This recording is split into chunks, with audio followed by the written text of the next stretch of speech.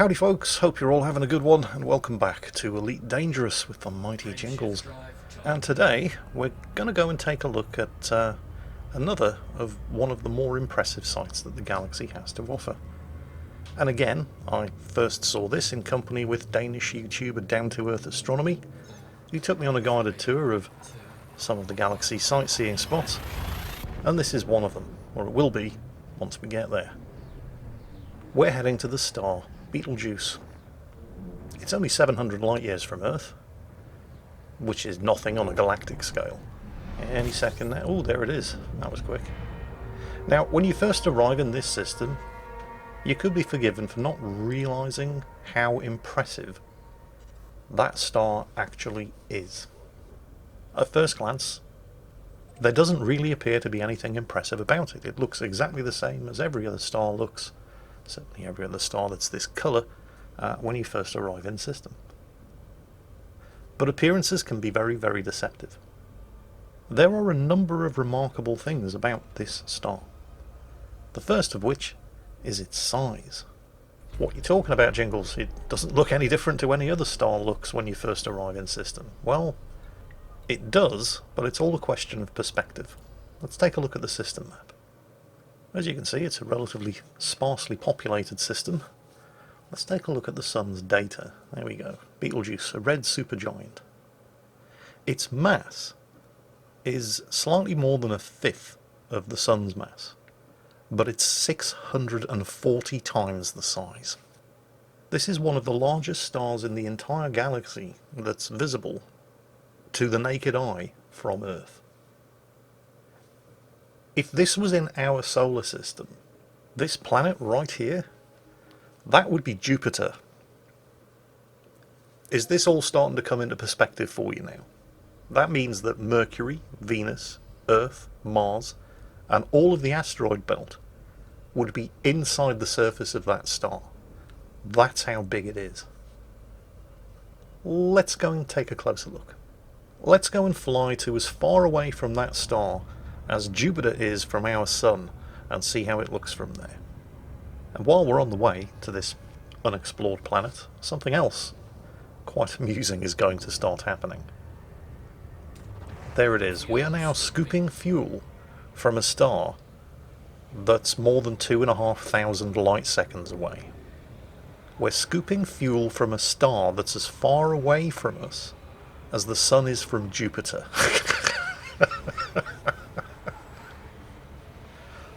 Beetlejuice is really, really big. So how the hell does the star get this big?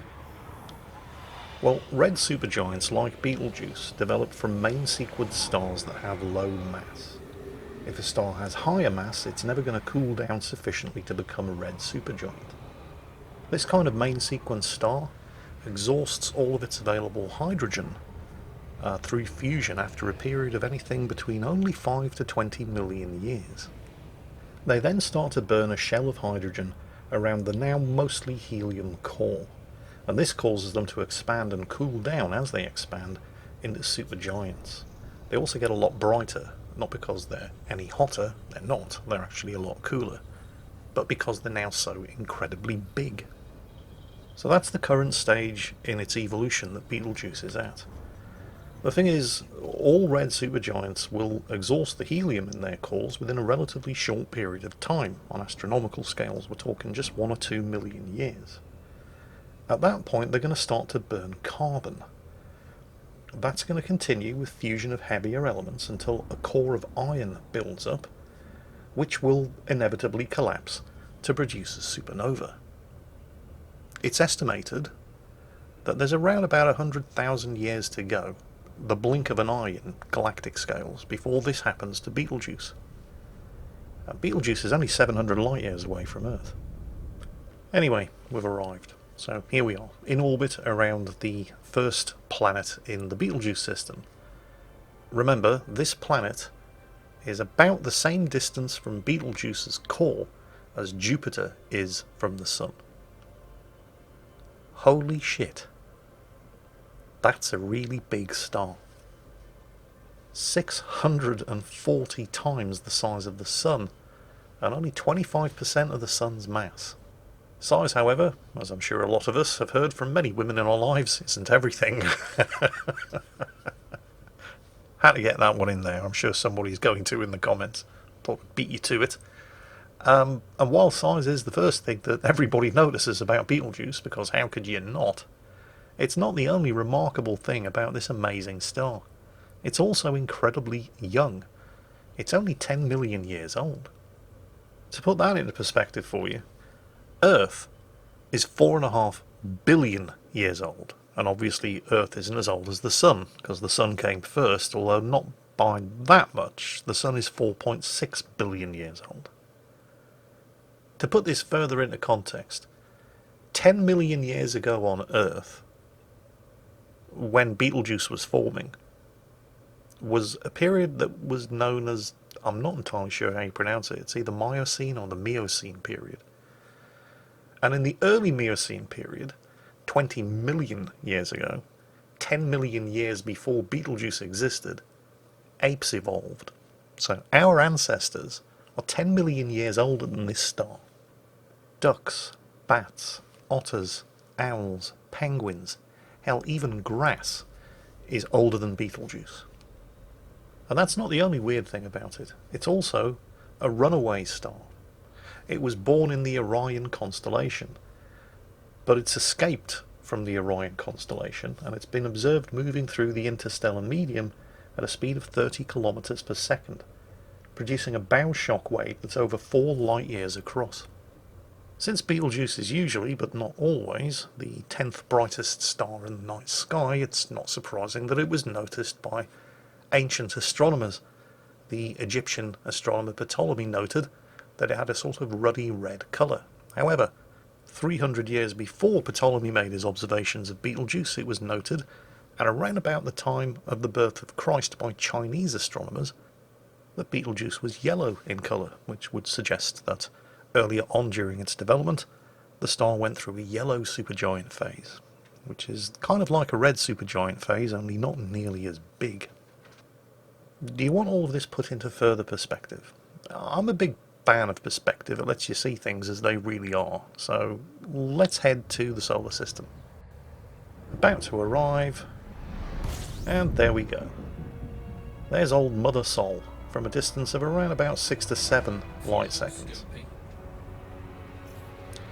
Do you want to see what our sun looks like from 2,500 light seconds out? The same distance that we were from Beetlejuice? Let's do that.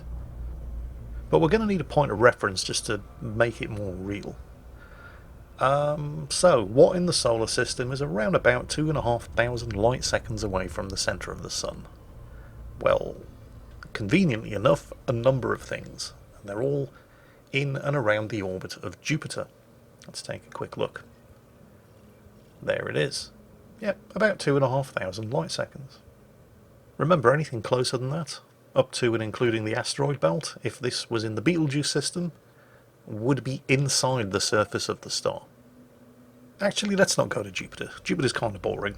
I can't believe I just said that. All of the space geeks are going, you didn't just say that, Jingles. Oh, that's it, unsubscribed. Yeah, well, it kind of is. You can't land on Jupiter, can you? But there are plenty of things in orbit around Jupiter that we can land on. Not all of which are actually, sadly, modelled here in Elite Dangerous. Which is kind of fair. I mean, how many moons does Jupiter have? I think the current estimate is something like 64, but it depends on what you classify as a moon. Because they keep finding new, very, very small rocks in orbit around Jupiter, so the number of moons that it's actually got just keeps changing. Jupiter is, however, blessed with an abundance of celestial bodies trapped in its orbit, which nobody is arguing about the status of, including what might be the biggest moon in the solar system. I'm talking about Ganymede here. I'm not sure if it is the biggest moon in the solar system, but it's certainly the biggest moon around Jupiter. It's actually 25% bigger than Mercury, by volume at least, although it's only something like half the mass, because Mercury is basically rock and iron, and Ganymede is rock and water. although it does have a small metallic core, which means it's the only moon in the solar system that actually has a magnetic field.